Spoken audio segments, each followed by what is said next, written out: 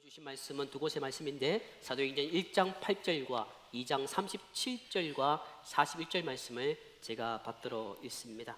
1장 8절의 말씀입니다. 오직 성령이 너희에게 임하시면 너희가 권능을 받고 예루살렘과 온 유대와 사마리아와 땅 끝까지 이르러 내 증인이 되리라 하시니라. 아멘. 연이어서 사도행전 2장 37절부터 41절까지 말씀을 제가 받들어 있습니다. 그들이 이 말을 듣고 마음에 찔려 베드로와 다른 사도들에게 물어 이르되 형제들아 우리가 어찌할꼬 하거늘 베드로가 이르되 너희가 회개하여 각각 예수 그리스도의 이름으로 세례를 받고 죄 사함을 받으라. 그리하면 성령의 선물을 받으리니 이 약속은 너희와 너희 자녀와 모든 먼데 사람 곧 주 우리 하나님이 얼마든지 부르시는 자들에게 하신 것이라 하고 또 이런 말로 확정하며 권하여 이르되 너희가 이 패간 세대에서 구원을 받으라 하니 그 말을 받은 사람들은 세례를 받음에 이날에 신도의 수가 3,000이나 더하더라. 아멘. 요즘 저희가 전도하면서 새가족들에게 하는 이야기가 하나 있습니다. 교회 오시면 선물 드립니다. 그들이 묻습니다. 무슨 선물입니까? 저희들은 그렇게 이야기하시죠. 비싼 겁니다. 좋은 겁니다. 요즘 새가족분들이 똑똑하십니다. 바로 검색을 해보십니다. 싼 거는 버리고 갑니다. 저희는 비싼 겁니다 라고 이야기를 하지요. 그런데 우리가 신앙생활을 하면서 성도들에게 다시 한번 질문을 던져봅니다. 하나님께로부터 받아야 할 그리고 받고 싶은 가장 축복되고 은혜로운 것은 무엇일까라고 물어보면 여러분들은 무엇라고 대답하시겠습니까? 목사님, 돈, 아니면 가족들의 건강일 수도 있겠고요. 어떤 분들은 지금 계획하고 있는 사업의 번성도 있을 수가 있겠습니다. 자, 우리가 받아야 할 가장 귀한 선물과 은혜는 무엇일까? 그 답은 오늘 읽었던 사도행전 2장 38절에 나옵니다. 성령의 선물을 받으라라는 것입니다. 그렇습니다. 성령님이야말로 바로 하나님께서 인간에게 주신 가장 귀한 선물이라는 것입니다.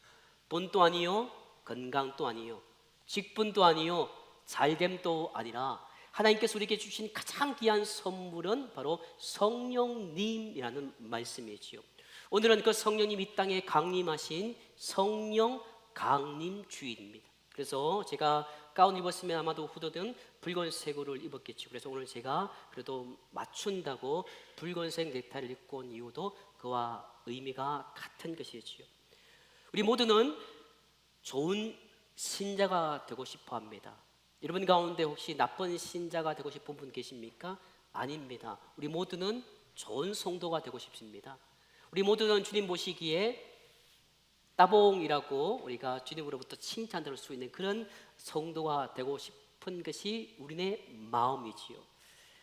자, 그런데 중요한 것은 우리가 아무리 좋은 신자가 되고 싶고 좋은 직분자로 살고 싶어도 그리스도의 영 없이는 절대로 그렇게 될 수가 없습니다.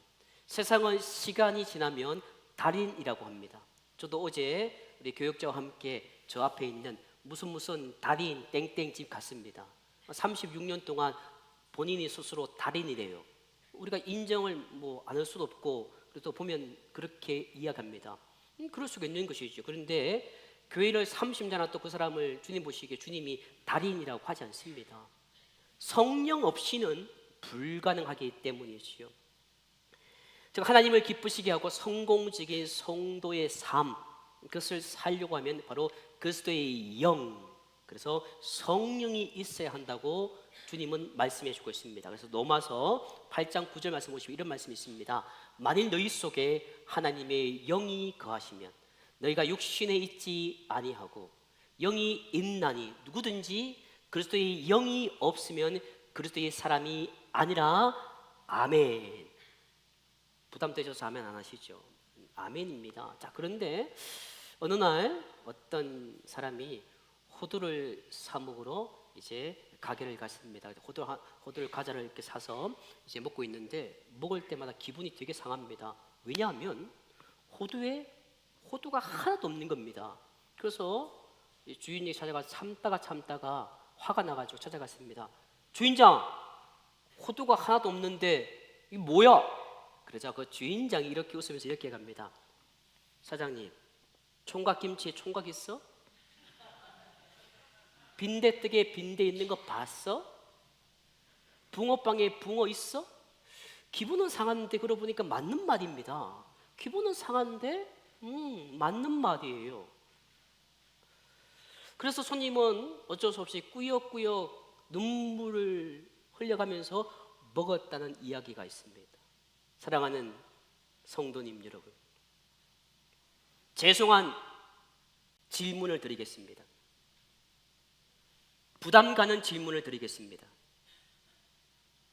처음 오신 분들은 죄송하지만 여러분들에게 부담의 질문을 드리려고 합니다. 여러분들은 진정한 그리스도인이십니까? 진정으로 그리스도의 영이 여러분 안에 계십니까? 교회를 오래 다니고 목사라고 장로라고 권사라고 그리고 성도라고 할지라도 오늘 로마서 말씀 보시면 그리스도의 영이 없으면 그리스도의 사람이 아니라고 주님은 말씀하고 있습니다. 철학자 루소는 이렇게 말했습니다. 그의 전문을 제가 가지고 왔습니다. 인간은 10대에는 먹는 것에 의하여 움직이고 20대는 사랑에 의하여 움직이고 30대는 쾌락에 의하여 움직이고 40대는 야심에 의하여 움직이고 50대는 탐욕에 움직이고 60대는 명예심에 의하여 움직인다라고 철학자 루소는 말했다고 합니다. 그런데 중요한 것은 성도는 저렇게 사는 것이 아닙니다. 성도는 참된 그리스도인들은 성령님에 의하여 움직이는 것입니다. 내 힘으로 할 수가 없습니다. 30년, 40년 하면 사람들은 달인이라고 하지만 그러나 성령 없이 교회를 다니면 그 사람은 주님께서 빈 껍데기라고 이야기할 수도 있다는 것이지요. 그래서 부활하신 예수님이 제자들에게 나타나서 요한복음 20장 22절에 보시면 성령을 받으라 라고 이야기합니다. 저는 어릴 적에 이해하지 못한 사실이 하나 있습니다. 저희 어머님이 제가 살고 있는 동네가 파동인데 그 모 근처에 조암산 기도원이 하나 있었습니다. 우리 어머님이 어린 저를 끌고 오라는 말을 자기억하셔야 됩니다. 밤늦게마다 금요일마다 철하니까 밤늦게 끌고 가십니다. 자는 것 깨워서 끌고 옆에 있는 동생 끌고 이 동생 업고 가는데 잠은 오지. 그런데 이상하게 그때마다 어렴풋이 보이는 부흥 강사님이 흰 옷 입은 부흥 강사님이 이렇게 이야기합니다. 성령 받으라! 성령 받으라! 저는 어릴 적에 약장수도 아니고 뭐야? 정말 어색했습니다. 그런데 알고 보니 그 말씀이 주님이 하신 말씀입니다. 예수님께서 부활하시고 제일 먼저 제자를 만나서 하신 말씀이 성령을 받아라. 성령을 받아라.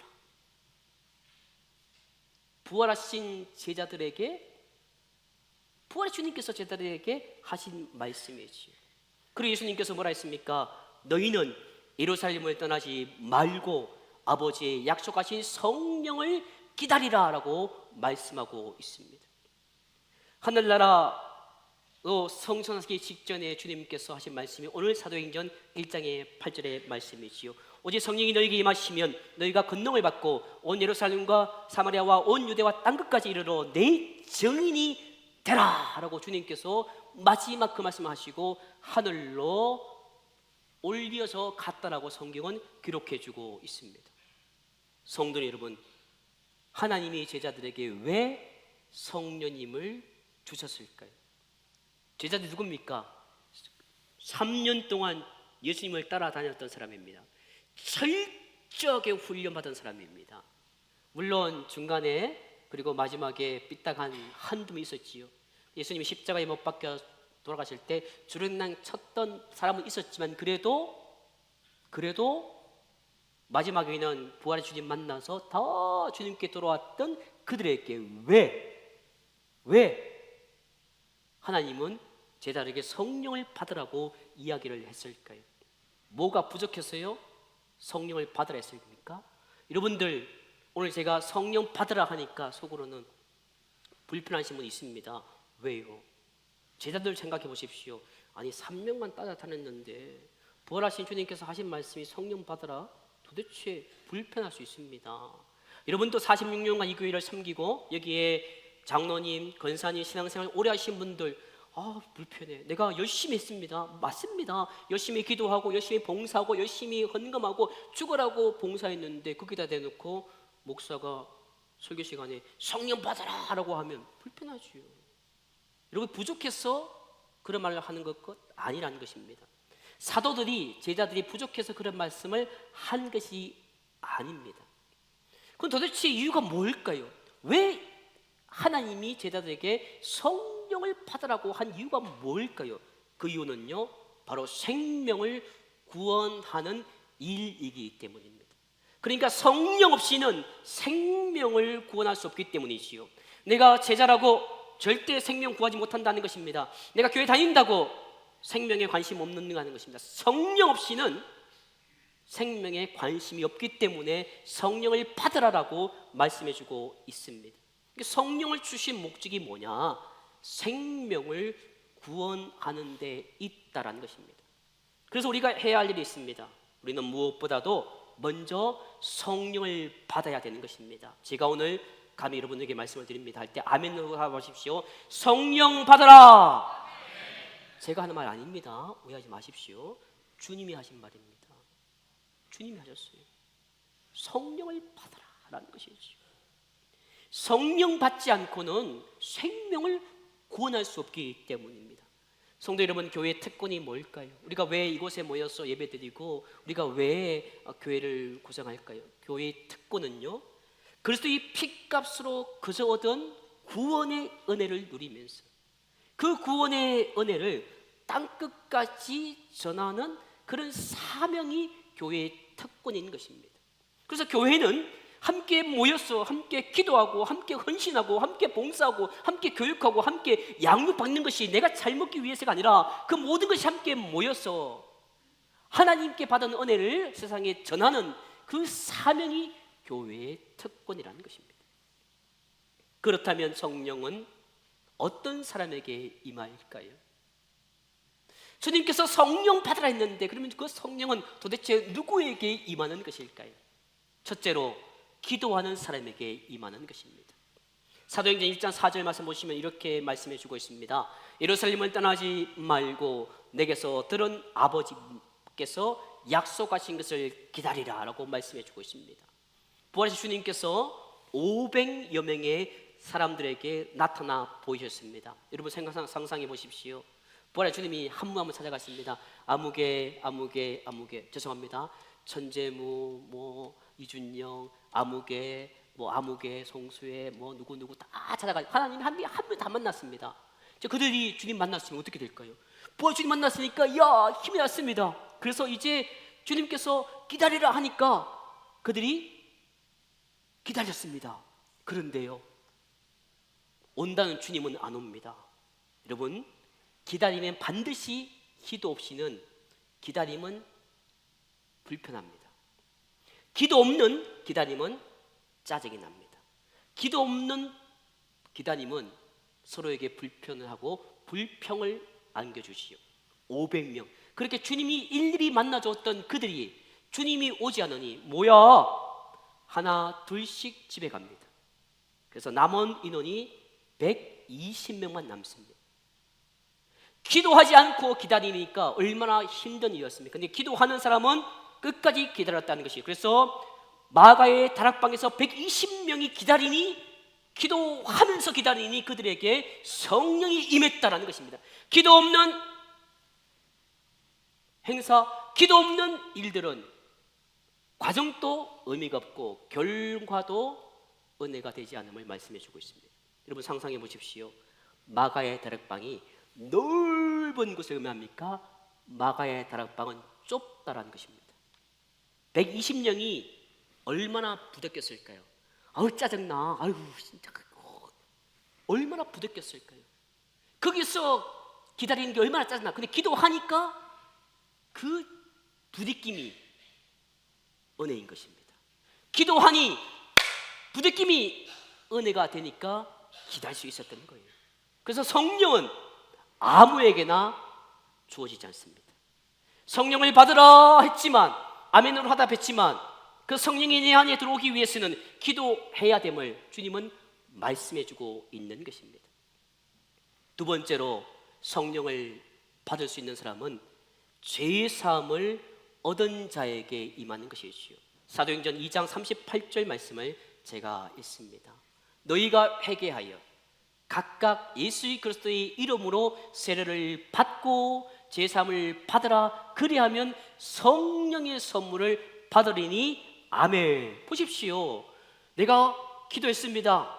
그리고 기도하는 가운데 회개하고 주님께서 죄사함을 주니 성령이 들어오게 된 것이지요.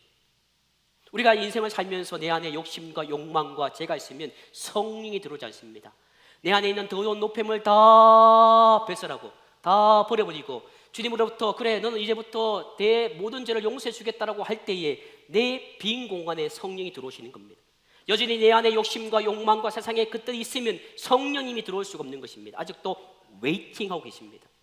대기하고 있는 거예요. 언제 자리 비워줄래? 언제 내 안에 내가 들어갈 수 있겠니? 그래서 성령이 들어오기 위해서는 내 모든 죄가 사함받아야 됨을 성령은 말씀해 주고 있습니다. 그래서 전도는 그런 것이지요. 그래서 우리가 죄사함을 받기 위해서 늘 철저하게 회개해야 성령이 임함을 믿으시는 저와 여러분 되시기를 주의 이름으로 간절히 축원합니다.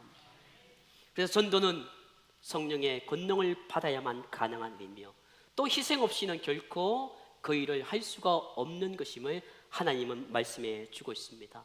성도 여러분, 전도자가 치러야 할 대가가 무엇일까요? 그것은 먼저 찾아가는 대가를 치러야 하는 것입니다. 한번 따라가겠습니다. 찾아가는 대가를 치러야 한다. 주님께서는 하늘나라 보좌 영광을 버리시고 우리를 찾아오신 것입니다. 주님이 하늘나라에서 아무 개야 와라 안 갑니다. 우리는 오라 해도요 안 갑니다. 찾아가서 권사님 교회 좀 와? 그러면 가볼까? 가야 움직이는 것이 우리는 인간입니다. 그래서 주님이 찾아오시는 것입니다. 전도자는 찾아가는 대가를 치러야 되는 것입니다. 한번 이야기해봐라. 이게 아니라 찾아가는 것이죠. 그래서 전도자가 치러야 대가, 첫 번째 대가는 바로 찾아가는 수고를 하는 것입니다. 우리는 이웃을 찾아가야 됩니다. 친구를 찾아가야 됩니다. 친척을 찾아가는 수고를 아끼지 말아야 하는 것이죠. 다음은 전도 대상자를 만나서 따라하고 있습니다. 설득하는 수고를 해야 한다. 여러분, 이 종이 하나를 파는 판매원이 있다 칩시다. 영업사원은 정말 설득하는 것이 얼마나 힘든지 아실 것입니다. 무엇을 하나 팔기 위해서는 설득을 해야 됩니다. 그의 마음을 훔쳐야 하는 것입니다. 요한복음 4장에 보시면 예수님께서는 바로 사마리아 수가성 여인을 찾아가셔서 그녀를 설득하십니다. 그 과정이 상세하게 설명되어 있지요. 그리고는 예수를 잘 믿는 정말 멋진 여자 그리고 신자로 만들어 가신 것입니다. 유대인들을 600만 명을 죽인 히틀러를 아십니까? 이 히틀러는 우리가 너무나 잘 알고 있습니다. 이 히틀러가 사형 언도를 받는 그 재판정에 보네포 목사님이 계셨습니다. 독일의 유명한 신학자인 보네포 목사님이 그 히틀러가 사형 언도를 받는 그때에 그 자리에 자리하고 있었습니다. 그래서 판사가 히틀러의 제목을 하나하나 읽기 시작합니다. 그리고는 묻습니다. 마지막으로 하신 말씀 있으십니까? 마지막으로 히틀러 하신 말씀 있으십니까? 그때 히틀러가 했던 말을 제가 가지고 왔습니다. 나는 지상에 있는 모든 그리스도인들을 정오합니다. 나는 지옥에 가서도 그리스도인들을 정오할 것입니다. 이유가 있습니다. 내 옆에 그리스도인들이 많았음에도 불구하고 나에게 천국과 지옥에 대하여 알려준 그리스도인들이 하나도 없었습니다. 솔직히 말합니다. 난 지옥에 가는 것이 억울합니다. 그리스도인들이 내게 알려주지 않아서 지옥에 가기에 나는 지옥에 가서도 그리스도인들을 정오할 것입니다. 저는 57년 만에 처음 이 사실을 설교 준비하면서 알게 되었습니다. 얼마나 소름이 끼치고 얼마나 주님 만나기 두려웠는지. 그 히틀러가 마지막 순간에 할 말이 누구 하나 나에게 천국과 지옥에 대해서 단 하나도 이야기해 주지 않았기 때문에 그는 정오한다는 그 마지막 말을 하고 그의 삶을 끝냈다는 이야기지요. 우리는 사람을 설득할 때 그럽니다. 믿지 않는 남편과 아내와 자식 설득할 때, 야, 혼자 믿어. 강요하지 마. 아빠, 하지 마. 잔소리야. 엄마, 혼자 다녀. 뭐 나에게 이야기를 해. 아이들은 우리 이야기를 싫어합니다. 예수 안 믿는 남편과 아내들은 우리의 이야기를 거부합니다. 그러나 그들을 설득하는 수고를 아끼지 말아야 됨을 말씀해 주고 있습니다. 마지막으로 전도한 사람을 데리고 오는 대가를, 물질적인 대가, 시간의 대가, 그 모든 대가를 치러야 하는 것이지요.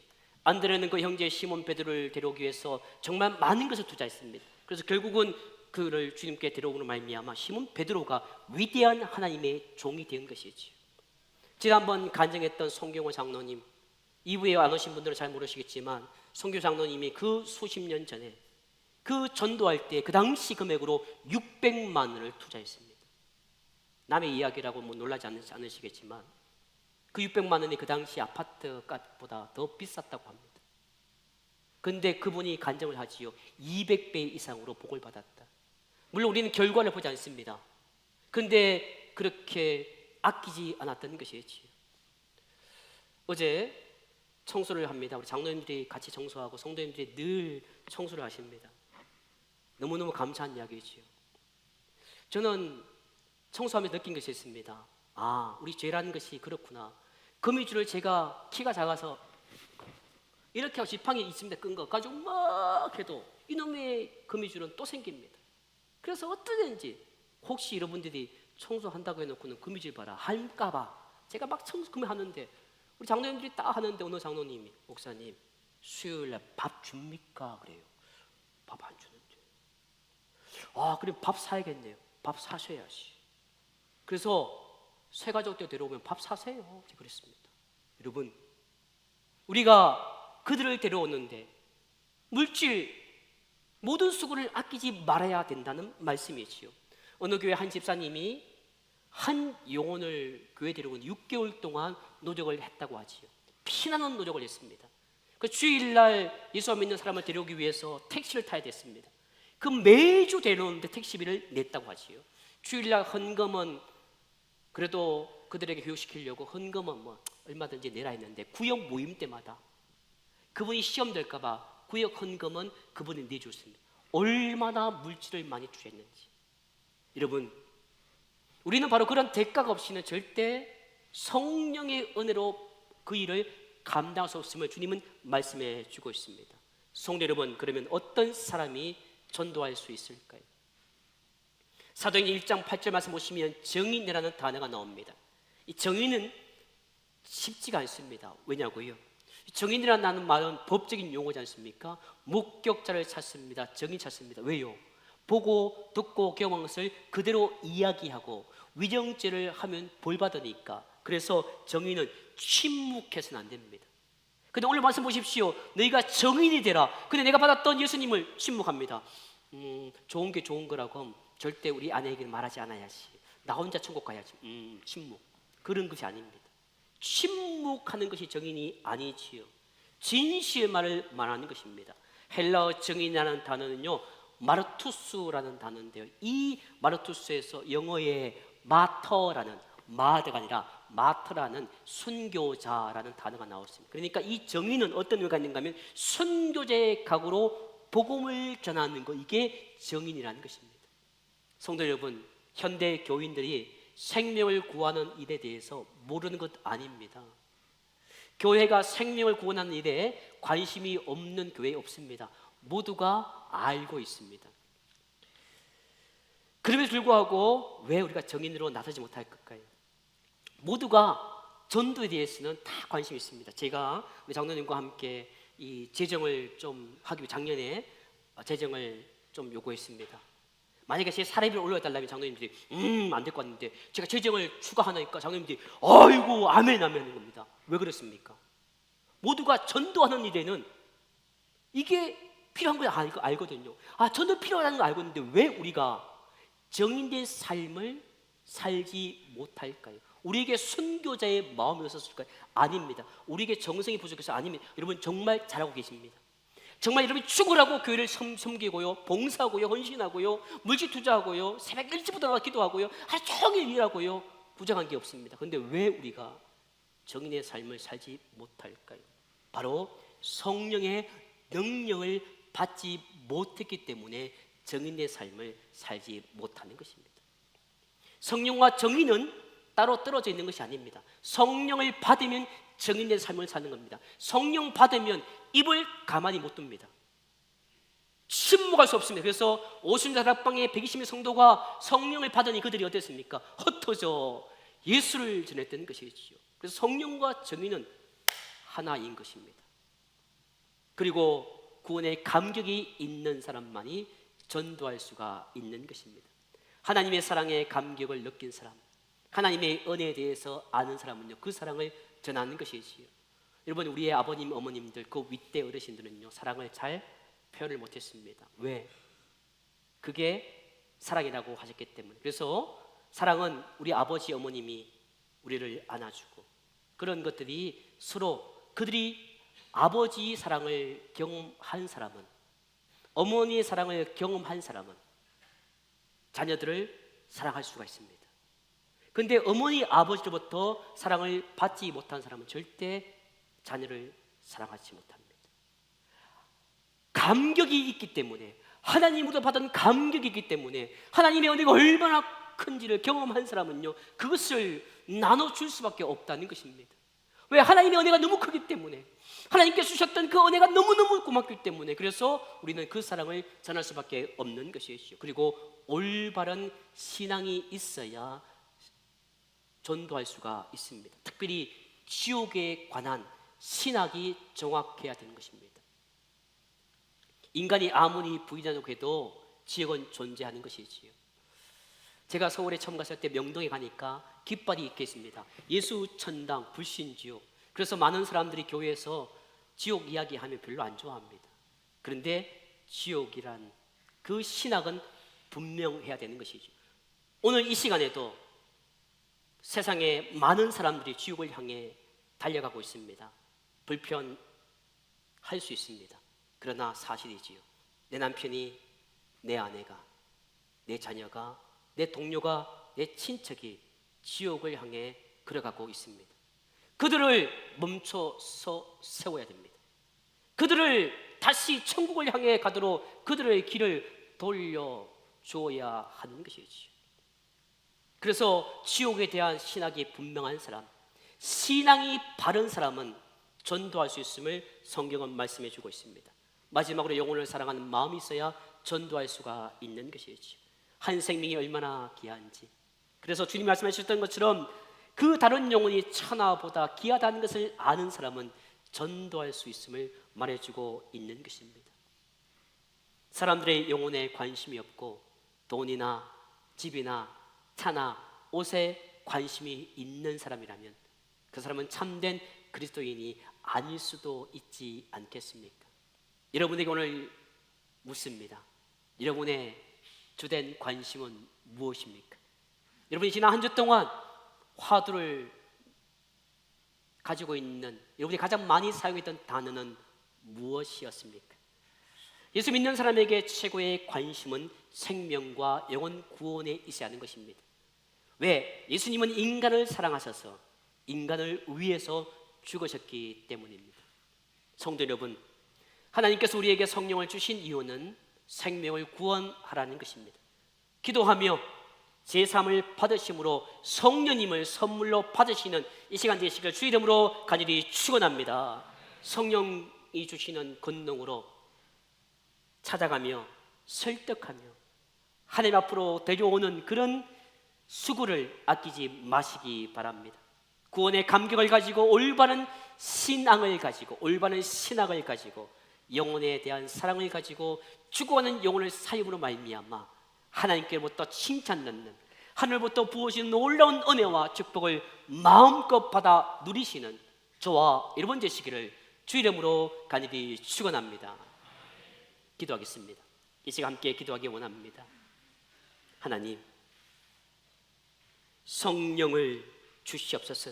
성령께서 주시는 권능으로 생명을 살리는 일에 최선을 다함으로 하나님께 칭찬되는 삶을 살게 달라고 이 시간 간절히 하나님께 기도합니다.